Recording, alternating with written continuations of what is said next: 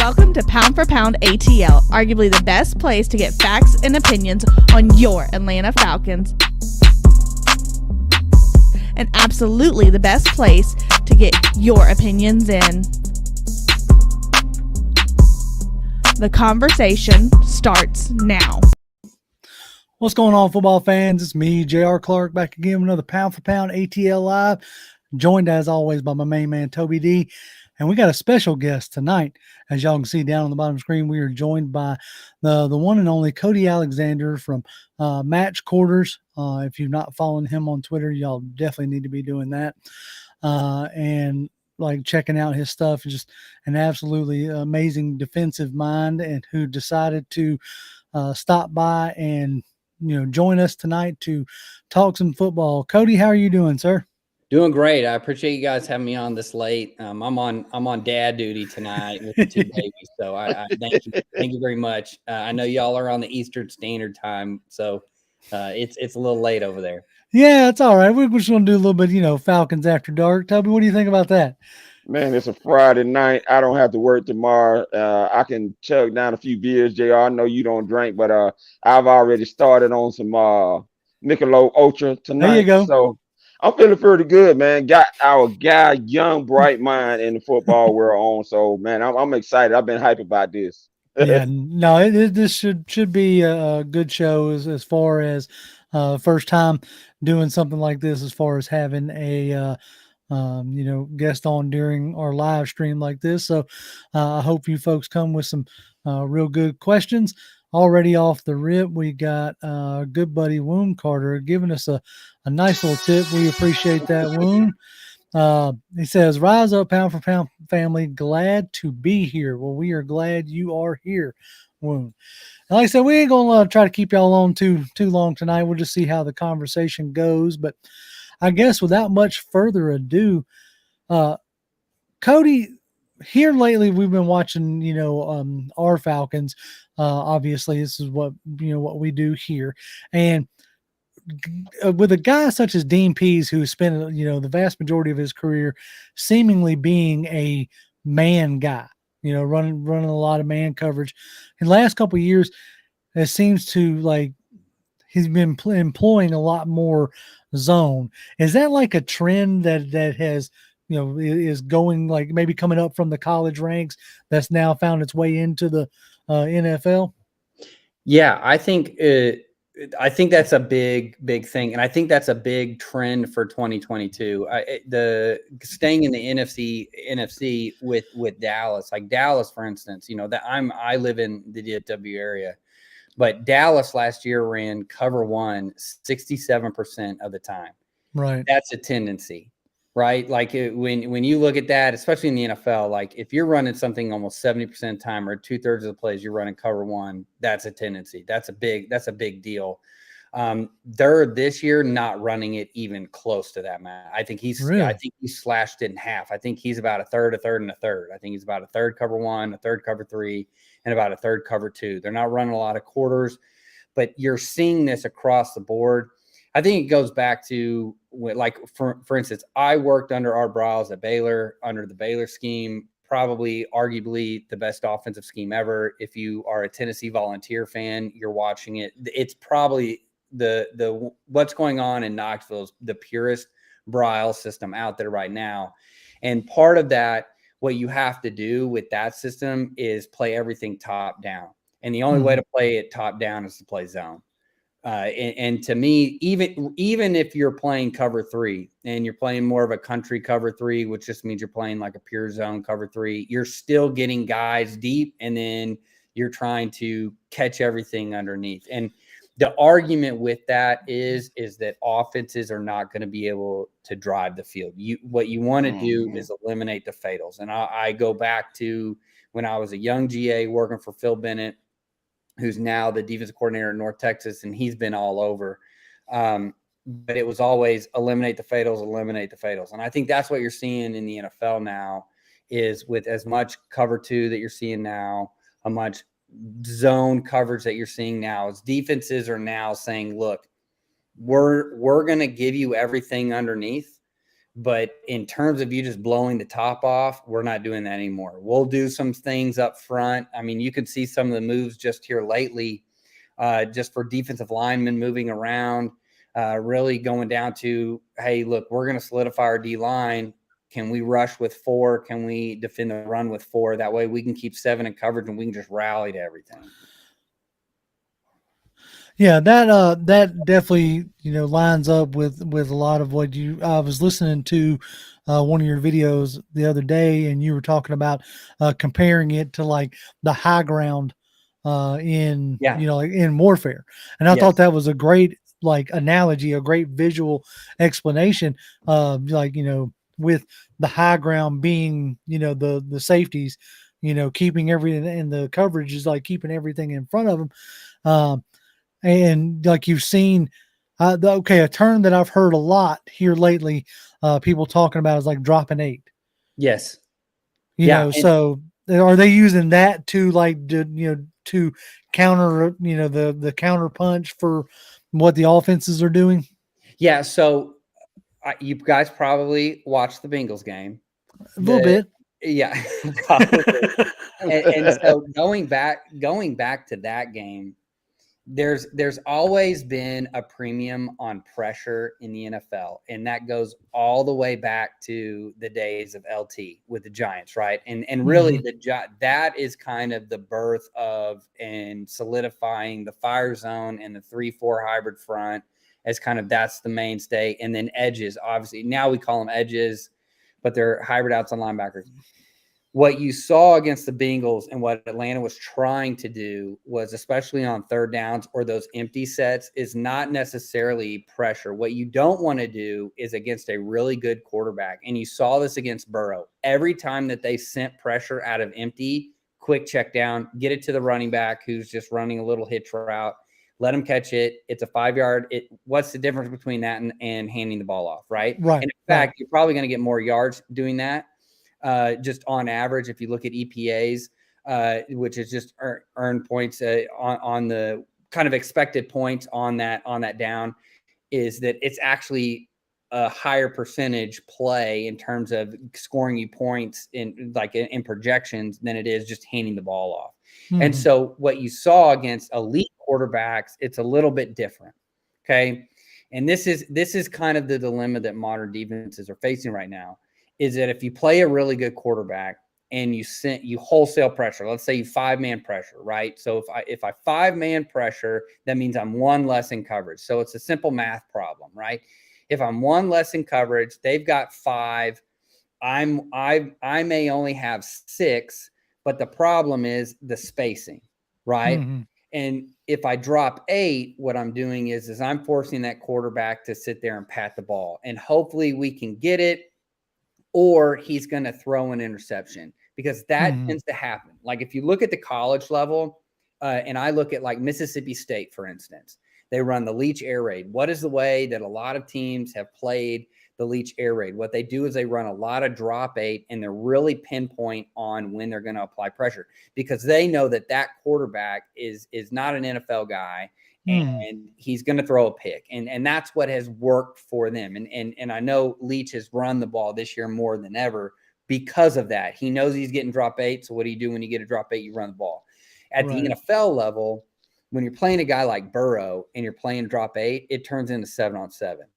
And I don't know if you've ever been to a 7-on-7 tournament, but there's a lot of points being scored at 7-on-7 tournaments. It's not like 7-on-7 tournaments are more like, the 42-35 type games. And Right. And so and it's the same argument with Mahomes, is the same argument with Josh Allen, is that, okay, if you give these guys, Rodgers is in that, even Tom Brady. I mean, Tom Brady is even, everybody's saying Tom Brady's washed and all that stuff, and he's in your guys' conference, but it's the same thing with him. If you're going to let him sit in the pocket and pat the ball, he's going to pick you apart.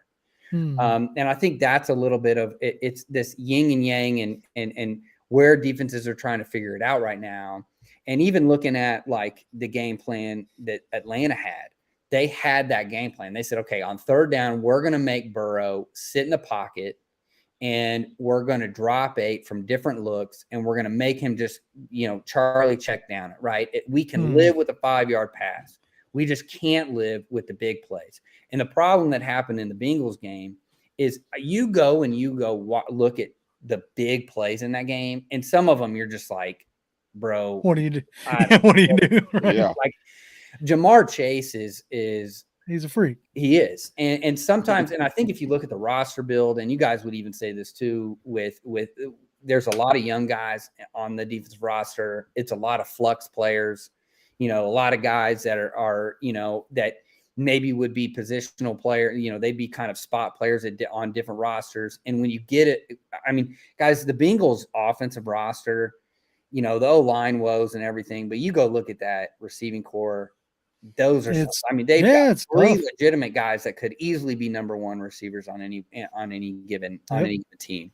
And so the drop 8, that's the problem. And then then from there, it's manipulating the rush. Are you flushing them? Are you just kind of running a 5-0 where you're running edge pressures with the nose kind of sitting there playing? I call it the ballet of the dancing bears.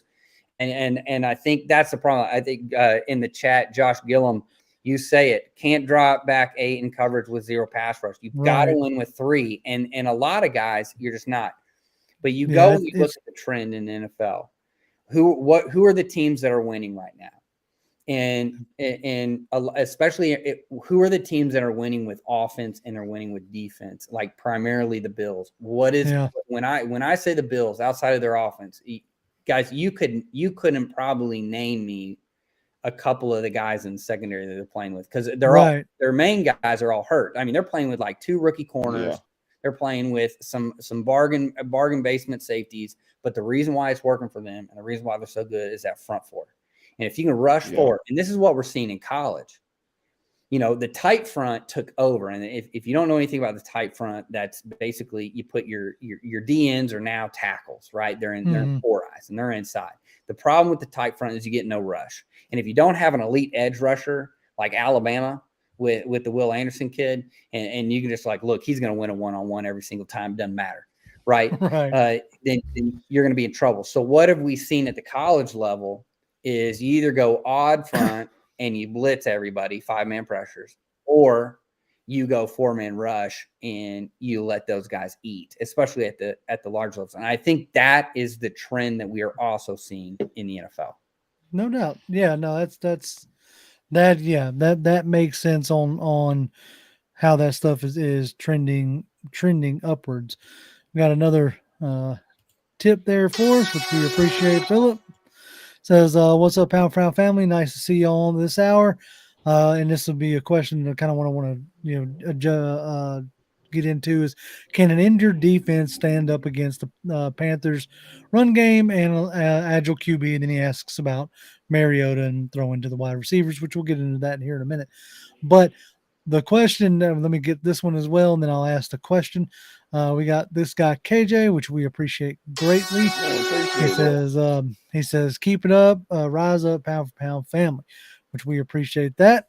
The question that I wanted to curtail off of Philip's question is, how difficult is it when you have star players going down or guys that you're counting on, go down in a game, and now you're having to either, is it a deal where you're adjusting to the guy that you're having to put in there, or are you expecting, your backups to maybe not be on the same par, but at least know, at least be able to fill the same type of role? Because what I'm speaking on is that we had AJ Terrell go down, early in that game with a hamstring injury, and then we went into that game without Casey Hayward. So you're speaking on the elite level of the wide receiver core that the Bengals are running with, and now you're down to your backups. Right. How much does that adjust? If you're the defensive coordinator, what are you adjusting there? You know what I'm saying? Yeah, I think it whittles down your call sheet, and especially against a team like the Bengals, who are kind of finding their stride offensively. I think it really does. I think it affects you in the sense that you can't create that pressure that you normally want to. I always go back when I was coaching high school football.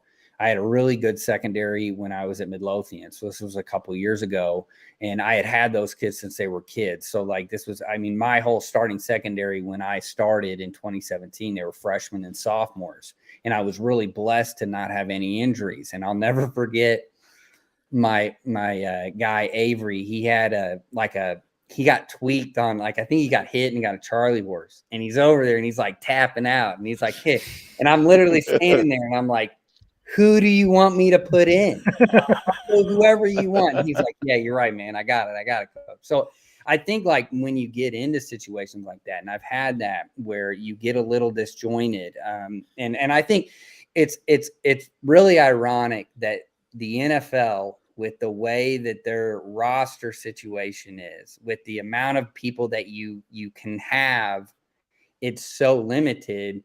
It really reflects what a lot of high school coaches go through on a weekly basis. Because because I've coached at the large classification, so we usually carry between 60 to 75 kids on the roster.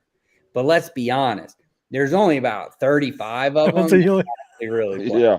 Right. So, you're like, yeah, we got all these guys. So what happens is when you lose these starters, right? Because we all tell ourselves a story. That's how it's human nature. We tell ourselves a story. We always tell we're going to be great. I'm a Broncos fan, so I told myself this year was going to be fantastic. We're going to live in a fairy tale. It's going to be Tom Brady 2.0, but with the cheese ball Russell Wilson. Well, it didn't happen that way, right? So now all of us Broncos fans are reeling because we're all like, oh my gosh, I thought this was going to be, Peyton Manning resurrected. No, it's not. So, we tell ourselves these stories, and that goes along too with what you asked, is that when you have a guy that who plays really well, right? And Terrell, he hasn't had that great a year, and he's probably had some nagging injuries, but at the end of the day, he is a legitimate corner in the NFL. And when he goes down and you kind of turn around and you're like, yeah, we don't really have guys like we don't have a young guy that we feel like, okay, well, hey man, this is your shot. This is it. Go put it on paper. You it limits what you can do. And again, it goes back to what you talked about earlier, playing more zone. Let them play deep. Let them kind of play more passive, which is it's a positive and a negative at the same time, because you're playing a little bit more passive, but you're letting the offense dictate at that point. And when you play a team like the Bengals, for instance, and it's really interesting to me. You watch the film, for prepping to talk to you guys, like I watched the film with the 49ers and then you watch the film with the Bengals, and it's like two completely different defenses. Yeah. It just completely different. I thought there was a really good plan against the 49ers. They had a really good plan. They matched up well. And I really think at the end of the day, the NFL and really football at the higher levels anymore has become a space game. And I wrote this in my book, Hybrids, in 2018, and you could see it, right? Is that you go look at the NBA in the past 10 years. You go, I'll dig deep. You go look at soccer in the past 10, 15 years. You go look at what hockey has done. My father-in-law has season tickets to the Stars, so I go watch hockey, and I hear all these old hockey heads talk about how much faster the game is, how much more spread out the team is, how it's just a quicker game. Basketball, if you don't shoot the perimeter shot, you're dead. I'm gonna go look at the Lakers right now. That's kind of the big talk. All the pundits are talking about the Lakers. Well, why are they talking about the Lakers? So they're talking about because they can't shoot a 3-pointer. Well, if you can't shoot a 3-pointer in the NBA, you're pretty much sunk. Yeah, right. You're done. So it goes. So you're like, Coach, what are you talking about? We're talking football. It goes back down to that as well. Is that the NFL more than ever, because of the spread is one. We're not going back. Is that it's a space game. It's spatial. If you can't play in space, if you don't have guys that can play in space, you're going to be in trouble. I don't even care if you're playing a team that puts 12 personnel on the field. I mean, think about it. The Chiefs run 12 personnel a ton, but Kelsey is just as good of a receiver as anybody else on that team. So yeah, he may be towards the, close to the box, but he can be explosive at any point. And, you guys have a guy in Pitts, which I'm still baffled by the production of, you know what I mean? And you I know hitting a sore spot there, bro. right. Like we're baffled as well. You have a guy like that that's an actual physical specimen, you know, using him in space. And so I think what you're seeing now is just this. The defenses are starting to figure it out by running more kind of, you know, these college, quote unquote, college schemes, right? They're running more quarters coverage, running more cover 2 coverage, running more like, you know, middle of the field open umbrellas. But to me, it comes down to matchups. And what you look with the 49ers, I thought the Falcons matched up with them really well. Their personnel, they've got a lot of hybrid players. I mean, you go look at your roster, because that's what I was spending time earlier today. I was looking at the roster, like, man, there's a lot of young guys, there's a lot of hybrid guys. You match well against a 49ers. And I know the 49ers they got this smash mouth, but really, if you go look at what they are doing, is they're trying to get in these heavy sets. They're like the opposite of the Ravens. The Ravens getting heavy sets, and they're like, look, we're running at you, and you can't stop us. Right. Whether it's going to be Lamar or whichever running back's not hurt this week, like we're going to run right at you, and we're going to do it. With the 49ers, it's, hey, we're going to get in this 11 personnel, but we're going to make it look like 12 personnel. And so you're going to get light, and then we're going to block you, and we're going to go forward, you know. And it's the same thing with the Rams. Or, hey, we're going to get in 21 personnel, but we're going to go empty. We're going to make you, and you saw this in the red zone. There was a red zone touchdown that was created. It was on one of the screens to, I think it was Ayuk. It was his first touchdown. Is they got in 21 personnel. So they had a fullback tight end. They got an empty, and they got the middle linebacker to run out to the edge to cover their fullback. Well, what that ended up doing is it created space, and you got a lot of smaller guys on one side, and you got all the heavy guys on the other side. And all they did was run a little screen, and those big old 330-pound tackles just got in the way of those little corners and safeties, and the guy just ran and scampered in. And I thought that was a really good play and really good design by Shanahan. But that's what the game has become now is we're going to get in these different looks, and we're going to manipulate what personnel you're going to get in. And what it looks like with the 49ers is good matchups. We've got players that can match up. Then you go to the Bengals, and it was just like, look, man, bad matchup. And that's what it is. In the NFL, week in and week out, that's what it is. It's what kind of matchup do we have, and how can we get the one-on-one for us on defense or the one-on-one for us on offense? So Cody, I've stayed quiet up until this point because I'm just trying to listen to what you're saying, because so much stuff is going on in my head that I want to get to.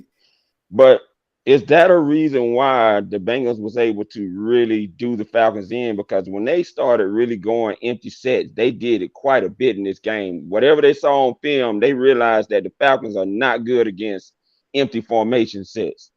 And so it's a copycat league. So do you see other teams continuing to do that to us, especially when we don't have a lot of healthy cornerbacks and it seems to be one of our starting safeties down?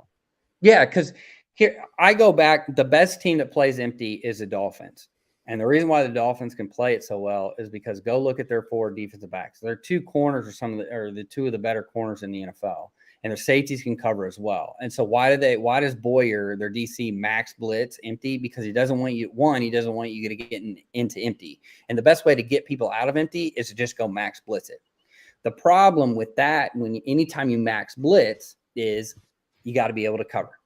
So if you don't have guys that can cover, you can't max blitz. And that's kind of always been, and I've been in that situation where, you know, I come from the Phil Bennett School of Football, where the first time that they go empty, you're going to max blitz it. And so that way they will never go into empty again. Or the next time they run screen and you drop 8 and they throw a screen right into drop 8. And then they're like, okay, we're done. We're done with empty, scratch that we're done with empty. Right. And so the problem that you get into in the NFL, again, it goes back to those matchup issues, is if you don't, as a defensive coordinator, trust the ability of your guys to sit there and, okay, if we don't hit home with this, are we going to be okay? And if you don't, you're better off to just go drop 8, let that guy pat the ball, and just hope that he throws, makes a mistake, drop off, and we'll rally to it, and we'll live to play another down. Right. And I think really defense more than remember, offense is about winning the game. Right. We've got to win the game. We've got to score points, because you don't score unless you're Iowa football. You don't score points scoring on defense, right? Okay. And That is last definitely an interesting game plan. right, right. And last time I checked, there's not really anybody that's adhering to the Iowa School of Football in the NFL. So, that becomes the issue of when you're trying not to lose games on defense, right? So that can kind of hinder you as a defensive coach, is when you're trying not to lose games.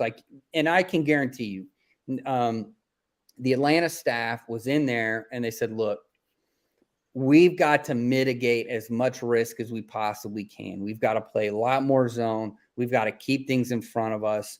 And we've got to, how can we do that? And the best way to do that is to run your creepers and sims, right? Run your 4-man rushes, run the replacement pressures, keeping 7-man distributions. And then when they go empty, drop 8, try and keep everything in front of us. And I think, to me, even if you go back to their base personnel, right? They were still doing, and they did this with the 49ers. I'm talking about the Falcons. Even when they would get in those 5-man fronts, they were still doing 4-man reductions, meaning that they were either moving everybody to the boundary and the boundary DN drops out, or they were moving everybody to the field and the field DN drops out into coverage. So you're still getting your 4-man rush, but you're still giving your 7-man distribution. So even if you go and you look back the last 2 weeks, that's kind of been the MO. And I think a lot of it has to do with they just don't trust those guys in the back end to be able to sit there in man coverage and just be able to play, hey, beat that chest man to man, Right. This is what we're going to do. Yeah, I mean, they tipped their hand big time in that aspect when, you went out and signed in the offseason an aging Casey Hayward, who the vast majority of his career had been one of the better zone coverage cornerbacks, which had a lot of us scratching our heads, figuring that, Dean Pease was, potentially going to try to get back to his, man-to-man ways, with another year in the organization, another year to build the roster the way, he wanted, so to speak, his defense anyway. So when you signed Casey Hayward, it had a lot of us like going, well, is the intent to play more zone? And it seems to be like what we're talking about with the way offenses are operating nowadays, that, you are actually better off, playing, more zone coverages to try to force the, pass happy NFL into making a mistake. So now, but on the reverse side, something you somewhat hinted on, you got guys like, like Baltimore now with Atlanta, like seemingly wanting to, run the ball like far more than they throw the ball.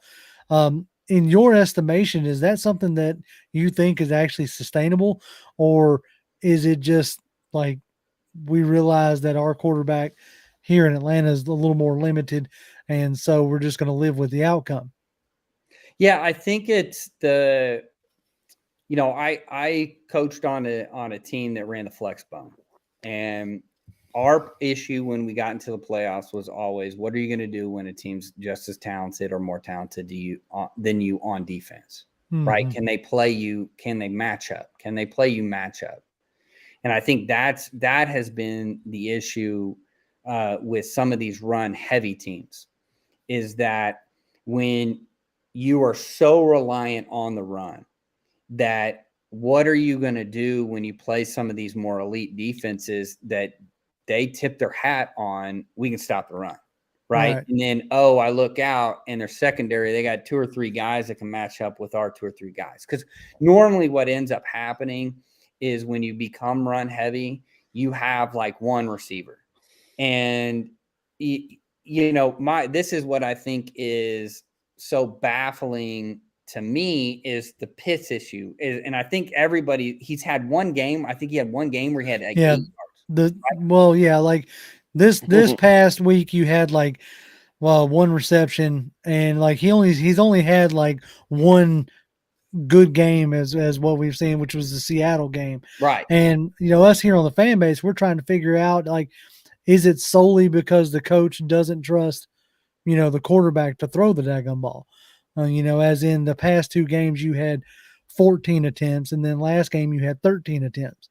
Well, and I think that's kind of the case and I think when you look at the Atlanta offense and what it is, it's basically like Tennessee light, right? Like that's what it is. If you go look at what the Titans are doing with Derrick Henry, guys, Atlanta doesn't have a Derrick Henry. And now even Derrick Henry, I mean, and I don't know if you guys know this, but there's like an actual like scientific, like they've done studies on this. Like when you reach a certain amount of carries and a certain age, it's like the rule of 28 or something. Yeah, I thought it was something like 30 carries or something like yeah. Like if you average like 30 carries, it's something crazy. Like but you have 380 carries in a season and you hit 28 years old, you're done. Like it's like it's science. I know that this sounds crazy. Google it. Like I did. Yeah, because that's once they figured that out, that's when they went to the running back by committee. Right. And so what ends up happening in that offense, and it's just like any kind of run heavy, whether and I know there's some people on here that they probably either played in the wing tee or their son plays in the wing tee or their local high school that they go to plays in the wing tee or slot tee or flex bone or whatever, because that offense is still out there. Mm-hmm. But the problem with those offenses comes into play when you play a team like the Bengals. What are you going to do when they start scoring points? Right. And I'll say this about Atlanta. Atlanta, you guys have not lost a lot of games by a lot of points. No. I think like in your 4 losses, I think it's what? You lost to the Saints by 1. You lost to the Rams by 4. Tampa Bay was by 6. And then Cincinnati by 18. Yeah, but if you go Cincinnati was the first blowout of the season. Right. Which, if you go and you look at it, that's one of those where you're like, look, man, we were injured on defense. Oh, yeah. Like that was like going into that game. We were like, okay, well, let's see if we can, like, what does a meat grinder offense and a try to like bend but don't break defense, how can they keep up with a quick strike offense that seems to be, of course, the week before we play them, finally finding their groove, you know, and the answer was an 18-point loss. and so too, to me, like you watch it. I mean, it's not that the offense is defunct. It's not that it's not working. It's not that it is what it is. And when you run into some of these, when you start playing some of these teams like the Bengals that are high caliber on offense, it's going to be, how do you play catch up, right? Mm-hmm. And what you have to do when you are a run heavy is when you are throwing the ball, it has to be explosive. To me, that's what it has to be. It has to be explosive. It has to be downfield. And as 90s tribute band over here says, Marcus threw a 75-yard touchdown to somebody named Bird, not Kyle, not London, because they were locked down. That's whatever. We can debate that. This guy's having a field day in our comment section over there. He's a Titans fan. I guess bored because maybe you don't have a Titans creator to go watch. But either way, but you're right. Like that has been the offense is, you know, hit you, force the defense to suck up and then try to hit them over the top. You know, we finally connected on it. You know, in with Demir Bird. But, you know, outside of that, that's what you've been trying to do with London and with Pitts. It just hasn't been able to connect so far. Yeah, and I just think that in this day and age, with the way that you're doing it, I think that you've got to go when you look at what are the teams that are running some bigger personnel sets that are still having success. And I go back to the Chiefs, for instance. Last year, you go look at the heat map for Mahomes, and it was everything was under 10 yards because everybody's playing them with cover 2. So what it was, their big plan in the offseason was to run some of these bigger sets. What they have, though, is that they have a blocking tight end, and they've got a tight end that's just as good a receiver, and you can move them around. Mm-hmm. And so what you do is you got to find at some point, you've got to be able to scheme up some guys open. And I think that's even the problem, you know, even with like my team, the Broncos, right? Like at some point, like you got to scheme some guys up There's got to be a way to get these guys open because I mean, the Chiefs are doing it with a bunch of no names. Now, don't get me wrong, they got a Hall of Fame quarterback, but they're doing it with guys they're not. I mean, Drake London's has a potential to be one of the better receivers in the NFL. I think your slot Zacchaeus, right? He's done an excellent job this year. Yep. You know, you've got guys around, and Pitts is a monster if you use them correctly. And I think that's kind of the thing. And I want to, people that aren't in the coaching profession, they probably don't understand this, is that it takes time to evolve, right? Right. Every year is different. And so they probably came in with a plan for this, and this isn't working. The defenses are changing. People are playing this way. Okay, well, we've got to slowly mix it up. I mean, you're seeing this too. I mean, people are killing Aaron Rodgers because he's got all these young receivers and he don't really want to teach them or whatever is going on. But part of that also is this is what we were going to be. Right. This is what, now reality hits. This is what we are. Now we've got to evolve, right? And I think that you see that too with like the Bengals at the beginning of the year. You know, nobody plays preseason football anymore. Right. Yeah, and so it takes time. The Rams have been notorious for this for the past couple of years of just slowly evolving over the year, and then finally, finally we figured out what we need to be this year. Right, and I think it takes time. I do think with the transition that Atlanta, for instance, is going under with Matt Ryan to Mariota. I think Mariota, there's a reason why Mariota isn't the starting quarterback in Tennessee, right? Right. He's, even with Tannehill, the problem with Tannehill is if you do force him to sit there and be a quarterback and he's got to spread out and you got to throw the ball, he's not very good at it, right? That's kind of been his MO. He's really good at play action. Mariota, go look at Mariota, his play action. And that's kind of been the thing to me too. If you're going to be a run heavy offense, you got to be able to run the ball. And you go look at Atlanta, you guys haven't really been able to run the ball. Like you guys aren't running more than like 100 yards a game, right? Like I think even with San Francisco, I don't think it was a very high. I think it was like barely over 100 yards. If you're including Mariota's running numbers, the Bengals game was the first time that first time since I think the Saints game that we were right around 100 yards. Every other game has been 150 if you're including Mariota as a runner. Right. And so if you think about that, if we're and two, the quarterback run game in the NFL is one of those things. It's kind of it hits sometimes, it doesn't hit sometimes. It just depends on what the matchup is again. But if you're going to be a run heavy offense, then you better have a back that can run, right? Like that's kind of the thing. Like if you're leaning on Mariota to carry the ball for 85 yards every game, that's going to be an issue, right? Because at the end of the day, and I think Brian Friedman says Mariota's babysitter, and I agree. But the crazy thing is we're sitting here and we're all saying,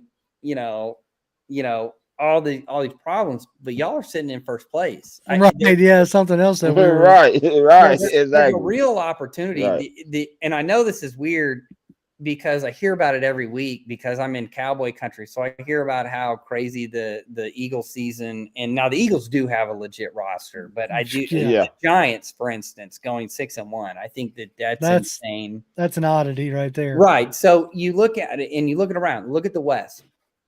The West, I think everybody's there is like 3-4 or 4-3, right? Mm-hmm. And so there's a real opportunity for Atlanta if they can get things going in the right direction and pop off a couple games. Because I looked at the schedule. I mean, there's a legitimate shot for the next 3 or 4 games to maybe go 2-2, 3-1, and then now you're looking at, hey, okay, we've separated ourselves. You go and beat Carolina this week, you're in sole possession of first place in the conference. And to me, that's, I just think it's one of those deals where you're not really good on defense, not really good on offense, but neither is anybody else in your division. And so how can we package things week to week? And you can't get down when you play a team like the Bengals. It's like in a way, like the fan base itself got super high when you beat the 49ers, who the last, few weeks, like, they came into Atlanta with one of the better defenses. Now, granted, they were down a lot of defensive players. Might have probably been a much different story had Bosa and Kinlaw and a few others been in there. But you come out of that game with a decisive victory.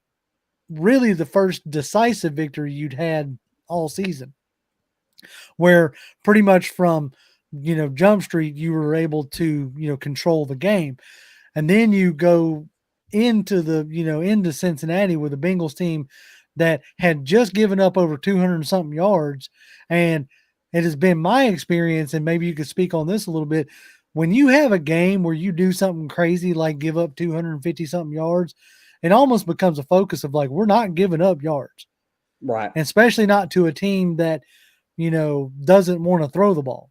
We're going to make them throw the ball, or, we're going to force them to do that, or, and so it almost seemed like a recipe for disaster for the Falcons, in my opinion. You had a team that had just given up a bunch of yards, but found a way to win the game, found a way to beat the Saints. And it seemed like their offense had gotten on track, and they continued to get on track against our already not so great defense, but then was down a few players in the safety and some corners. So, like, in your experience, like when you had a game that was, lopsided in one aspect, was that an easier focus going into the next week? Yeah, I think that's especially when you're playing a team like the Falcons. It's like, look, we know if we feel like our secondary is good enough. I mean, that was one of the key focuses of the Bengals this offseason, was we're going to make sure the secondary is good. We've got a good enough defensive line. Why don't we just focus? We know they want to run the ball and they want to do play action off of it. Let's stop that. Let's make them work, and let's make Mariota have to pass the ball. I mean, you go when you look at Mariota's stat sheet versus 49ers. I mean, he had one incompletion.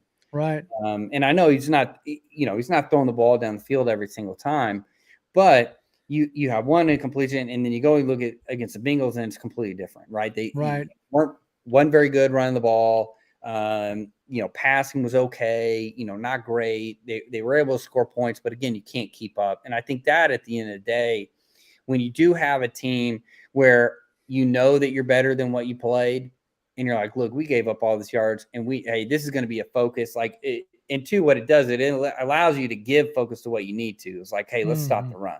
Right. Let's make Mariota pass this ball, and let's make him be the one that beats us, because we don't believe he can. And at the end of the day, it comes down to whose quarterback's better. And it's Joe Burrow. It's Joe Burrow. Quarterback. Well, obviously, and I will don't believe he can do it either. Go ahead. I said Arthur Smith obviously don't believe he can do it either, because they keep capping his number off to 14 to 20 throws a game.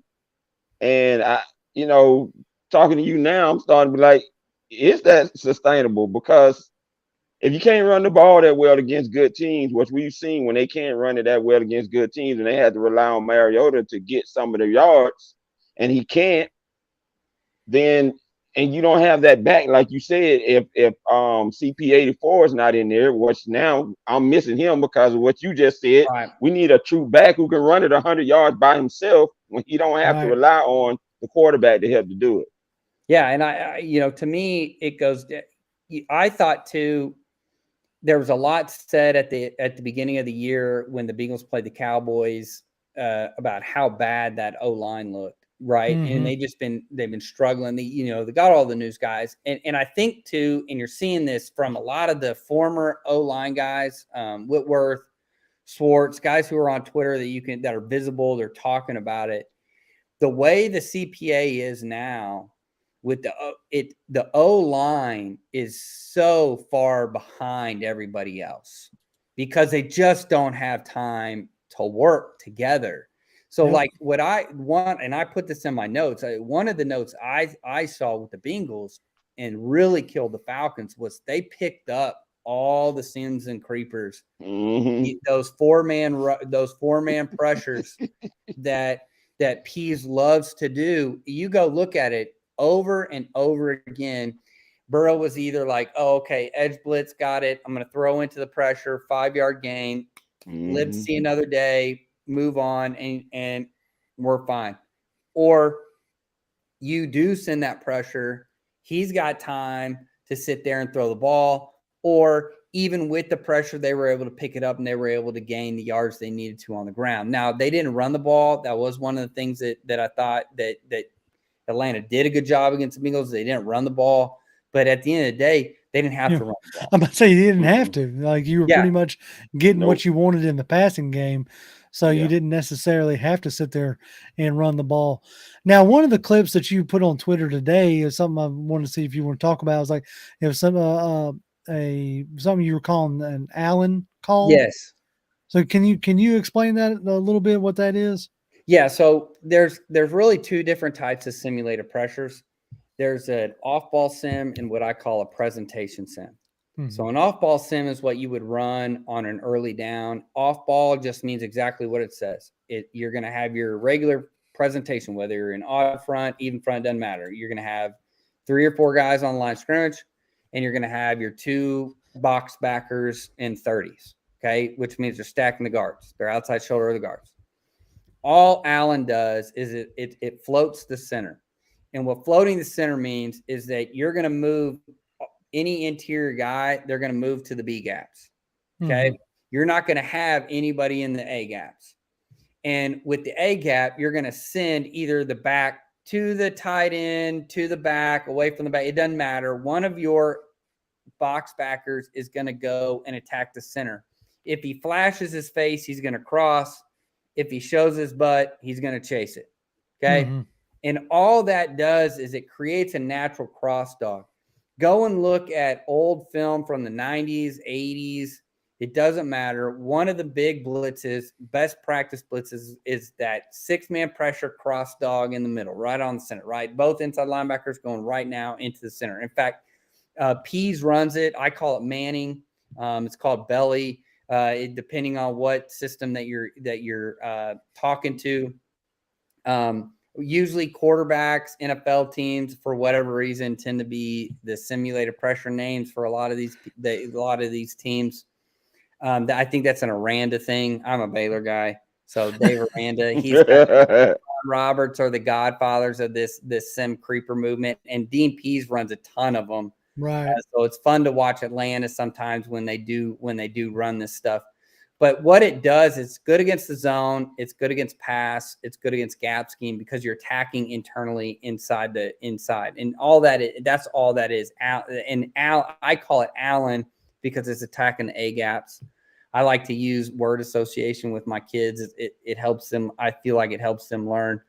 But it's a zone killer. So if you know that you're getting a lot of like mid zone, inside zone, it's a zone killer because that center's going to try and either chase that nose that's rocking to the B and it just clears that path really nicely up to him, or he's going the other way and the guy can cut right up and he can insert into it. So it's one of those, I call it a passive pressure, meaning that we're going to rush 4, and we're going to keep 7 in, but we're going to apply some sort of pressure, and it's a simulated pressure. It's a good one. Now, presentation pressures are what you see on 3rd down when you get everybody up on the line of scrimmage, and then you send like 4 guys. And you don't know which out of, like, you got 5 or 6 guys up on the line. You don't know which 4 are coming, which 2 to 3 are dropping. Yeah, so that's you're trying to definitely confuse there. So let's see. I'm trying to see if the chat's got like any. They seem to be just talking to each other tonight. Yeah, they're talking amongst each other, which is fine. It's the type of show that it is. I didn't know if anybody had any questions for Cody, specifically. Let's see. Dre Murphy says it's like the whole entire defense's energy changed when Walker went out and Troy came in. Is that something that you've experienced when you have a guy go out and then you have to send in, like, another guy may have to take up more of a larger capacity role? Does it, have you seen it where it like changes the mentality of the players out there? Yeah, especially like I know Troy Anderson's a rookie. I like him. It's going to take some time. I think he's going to be a really good. He'll probably end up supplanting and end up being probably more of the start. I like him. You watch Walker, you watch Anderson. I think Anderson, a lot of it just has to do with he played at a lower level. He's got to play a little bit of catch up, but I would assume by the end of the year, he's probably just as good, if not better than Walker. But yeah, you get that where it goes both ways, right? Like your stud guy, he's your leader. He gets hurt or he's got to come out. And then all of a sudden everybody's kind of like hanging their head down. Okay. We don't have our quarterback in there anymore. What are we going to do? The other thing too, is you can get a little bit of juice from it and this is the thing that you have to understand, that even in football, even at the highest level, there's millions of dollars at stake, politics does play put a little bit into it. And so there are guys and there are times when the players know who's the best players. Right. And now don't get me wrong. There are some players, there's no way that they can be coaches. And that's not what I'm saying, but there is a little bit of a sense in the locker room that guys know who's better. Especially if there's guys that are pretty even, there's guys that know who's better. And that's why I think like coaches, it's good to have an open dialogue with some of your leaders on your team of, hey, I see you guys act a little bit differently when so-and-so's in the game. Like, what's that all about? And it's like, oh, dude, coach, he's way better. Like, and you hear it all the time now. And like, now that these guys, I think it's awesome. I think now more than ever, like these guys that have podcasts and they're talking about their playing days and all this stuff. And we're getting to see kind of the inner workings of how things go. I think you get a better, I think as fans, and I think as outsiders, we're getting a better view of how these guys actually are kind of working, internally in the locker room. We're getting a little bit more of the bigger picture. A lot of it has to do with trust. And I think that that's something that a lot of people that if you've never coached before, you don't necessarily understand that trust factor. And I've had this conversation with kids before, talented kids, younger kids. Coach, why am I not playing as much? I feel like I'm better. And at the end of the day, it's like, look, physically, you're better. Technically, I don't trust you putting you in this situation. Right. And I think that that's what it boils down to. And I've always told this to younger coaches. And I told this to my son. My son is he's a quarterback of his team. And his papa and I both told him at the beginning of the year, look, this is his first year he's playing tackle football. No expectations. He's not much of a defensive player. That's my breaks your heart, don't it? He is the defensive player. But he can play quarterback, but he's really smart and he's very aware, and he understands. He's already memorized his play sheet and everything. Like he already knows it. And that's what one of the things that we stressed to him was the coach has to trust you. Right. He's got to be able to trust you. You got, and that's one of the things he's got. Coach why doesn't coach let me throw the ball during the game? I said, okay, well, when you practice, what are your throws like? Are you hitting every practice throw? Like you play? Right. And two, the other part are the kids catching the ball. I mean, they're 9 years old. None of them catch. Right. Yeah. Like ain't nobody catching the ball. Exactly. But the analogy is, if I don't trust you to make that play on a regular down, it's going to be really hard for me to put you in when it's crunch time. Right. And so I think, and that too goes back to the players. The players know who is taking the time to study the game, who knows the playbook. Because I've had this before, parents or guys outside of the program be like, hey, that kid's really special. Why is he not playing? It's like, bro, he can't even I have to babysit him. He can only play. Because I've had this before. I had a corner one time, gifted corner physically, had to play on my sideline so I could tell him what the coverage was every time. Oh man. Yeah, that makes it limited right there. Right. And so look, I can't just play man. Like we're coaching 6A football in Texas. Like if we play man free every time, we're gonna get smoked because they got 3 Division I football players and I only got like 1. So right. like do the math, right? So it's like we got to be able to do some things to mitigate some risk, right? So it's like, and I think that's a lot of things that fans want certain guys to play, and they're like, why aren't they playing? Why aren't they playing? Why aren't they doing this? Why aren't they doing this? And a lot of it boils down to just trust. Right. You know what I mean?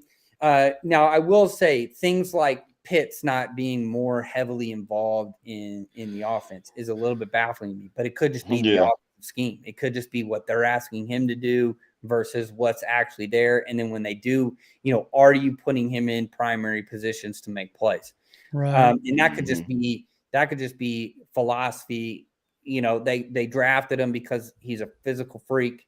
You got to draft him right there, but then once you get him into the offense, it's kind of like, okay, what are we doing? You see this all the time at college. I think this is more prevalent at the college level.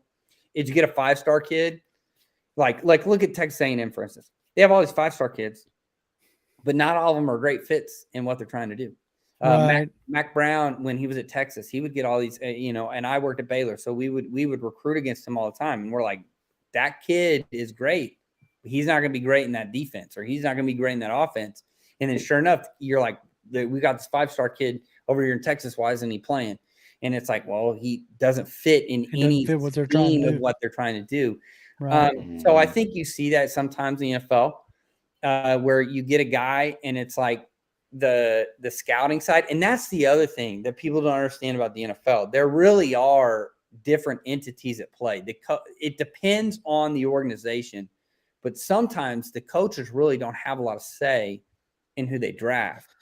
Yeah, that's an aspect that if like something we talk about all the time, if it's best player available, and that's the philosophy, and then you have your best player available is this freak of a tight end and Kyle Pitts, and then 2 years running you have limitations at like his rookie year he had over 1,000 yards, Right? And you're like, oh, why isn't he having production? Well, you have a different guy pulling the trigger.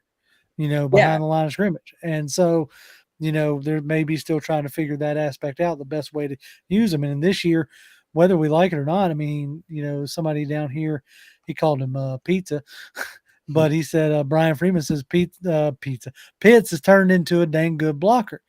And, they're trying, like, yes, he is like flattening people and putting them on their butts, which is an aspect of being a tight end. So, the production is there in a way, just not what us as fans are wanting to see. And that too, probably unfairly having the 1,000-yard season when you come out, everybody's raving for you. You become a spotlight guy. Right. And the other thing too is even with like Drake London out there, like if you tell me I only got to defend 2 guys and they're usually not on the same side, I can handle that. Right. We can do that. I coached against. Yeah. Like, for instance, I coached against Alito a couple years ago. Alito's a really good program here. They got JoJo Earl, who is now, I think he starts a receiver for Alabama. And I think with a name like JoJo Earl, he's got to be a beast, Right. And then they had another kid named Money Parks who plays for Utah now. And then they had the McClellan kid. Well, McClellan is the backup running back for Alabama. They had 3 dudes, and their quarterback was, I think he's a shortstop for Oklahoma State. Anyway, they would of talent. Yeah, they were good. They would put both those receivers on the same side. And when you put them on the same side, it changes things. Like, they're both receivers. Like, okay, they can start manipulating ways of, and they can do matchups and stuff like that. And I think what happens is when you only get when you have a tight end and you have a receiver, it's easier, right? Like, okay, well, I can shade this guy over here. We know we can kind of maybe cut the crosser because what are the routes Pitts is running in this offense, and so that's kind of some of the things that you can do. It's different when you have 2 speedy receivers. Like, go look at what the Dolphins are doing with Waddle and Hill. Like, it's really difficult. Who are you going to lean on? Because the moment you lean on one kid, the other kid's going to be running. Like blowing past you. Right. So, to me, I think that's something too. Early on in the season, I think a lot of this, and I don't want to get too deep into it. We're already an hour in, but early on in the season, I think before the Browns game, they were doing a lot of what you were talking about. Y'all can go back and check out Brian Baldinger's, Twitter feed. talking about like, and he breaks it down pretty good. Like you'd have to go back a ways, like towards the Seattle game and stuff like that. But they were loading up Pitts and London being on the same side, running like, mirror or not mirrored, but leveled in breaking slants and stuff like that, trying to put pressure on the defense or whatever. But, a lot of it, I feel like a lot of it changed when you won the Browns game and only completing 7 passes. You talk about mitigating damage all the time on defense. Well, you're also trying to mitigate it on offense. When you had going up to that point, you had your guy with no less than 2 turnovers every game. Your signal caller either throwing an interception or having a fumble. Every game coming up into it, you're starting to try to figure out, okay, well, if he's turnover prone, we need to limit the times that he could turn the ball over. So it's like, Dre Murphy, I put this up here a second ago. He said, so you're saying it's putting Kyle Pitts and Drake London on the same size and cause some confusion. Yeah, that's exactly what Cody was talking about, and I think that's something that we tried to do early on. And hopefully if Mariota gains some confidence, or if we start to see, Ritter come in, that maybe that's something we can try to get back to. Josh Gillum asked a question up here earlier when I was asking 4 questions. He says, should we start blitzing more and being more aggressive? Do you think that, so as a short question, so I'm going to add on to, do you think that that's something that could help this defense, make up for some of the coverage woes at this point, just, trying to cause havoc in the backfield? I think if you feel the problem with the Atlanta defense is for instance, like Jarrett, he's probably their best defensive lineman, but he's an inside guy. Warren Sapp, probably the greatest. The Aaron Donald, probably 1-2 in terms of inside guys making sacks. You could probably argue that Aaron Donald could play any of the position on D-line. He'd probably be fine. The problem when you have an interior guy that is kind of like your dude, it's really hard. Now, if you feel like you can get a one-on-one on a guard and that you can get some pressure that way, I feel like you're fine. You can bring some more pressure. The issue with 5-man pressures, because that's usually what you're going to be. Okay, we're not really good in the secondary, but we're not getting any rush. You got to go to 5-man pressures. The reason why you go to 5-man pressures is because it creates a one-on-one blocking across the front. Right. So you've got a man for man. Now, if they leave a guy in, they're going to chip a D in, but can you win? Where can you win? Can you win inside? Can you win outside? And so to me, what happens is when you get blitz-centric like that, you're really putting a lot of pressure on your secondary to play man coverage, because essentially that's what you're doing, whether it's fire zone or cover one. I'm a big cover one guy. I don't like fire zone. Fire zone. I think the seams are susceptible. I think you get in a lot of trouble with the rotations. They're not right. In fact, if you go and you look at some of the zone coverage schemes off of these pressures that the Atlanta ran against the Bengals killed them on little spot routes. This little post up, give me the 5-yarder. I'm going to turn around. I got the backer slinging from the middle of the formation. He can't get there fast enough. I think you get in a little bit of trouble when you start doing some of those fire zones. So what you end up doing is you end up playing 5-man pressure with cover one. And when you start doing that, now your guys are in tight coverage. Okay. And the one thing that I will argue with anybody, and most DB coaches that are worth any of their salt will argue with you as well, off-man coverage is a dying art. There's not a lot of guys that can do it at a high level anymore, playing off-man coverage. Everybody wants to press, and when you press, you're giving them the quick fade route. And that's when you get into trouble, or the slant route, right? Because that's everybody kind of plays with leverage. I was talking to a buddy of mine who is a national broadcaster guy, talking about, what are some of the issues that some of these teams like Georgia, for instance, has.